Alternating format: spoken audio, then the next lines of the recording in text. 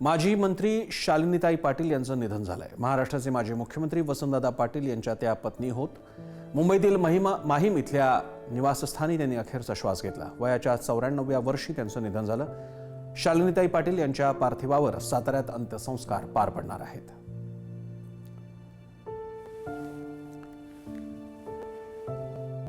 आमचे साताऱ्याचे निवासी संपादक, पुढारीचे निवासी संपादक हरीश पाटणे आपल्या समवेत फोनद्वारे आहेत। हरीश पाटणेजी, एक वादळी पर्व त्यांचं राजकीय पर्व राहिलं महाराष्ट्रातलं, साताऱ्याच्या होत्या, काय अधिक सांगाल? हो, शालिनीताई पाटील ह्या सातारा जिल्ह्याच्या ज्येष्ठ नेत्या होत्या। हो, 1951 साली त्यांनी राष्ट्र सेवा दलातून क्रियाशील कार्यकर्ता म्हणून स्वतःच्या राजकीय जीवनाची सुरुवात केली।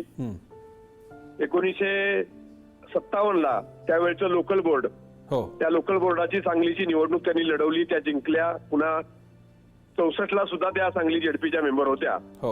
आणि 1980 साली त्यांनी सातारा लोकसभा मतदारसंघातून त्या काँग्रेस पक्षाच्या लोकसभेची निवडणूक त्यांनी काँग्रेस पक्षाची लढवली होती, यशवंतराव चव्हाण साहेबांच्या विरोधात। बरं, शिवाय सांगली मतदारसंघातून काँग्रेस पक्षाच्या उमेदवार म्हणून त्यांनी विधानसभेची निवडणूक लढवली आणि ती त्यांनी जिंकली।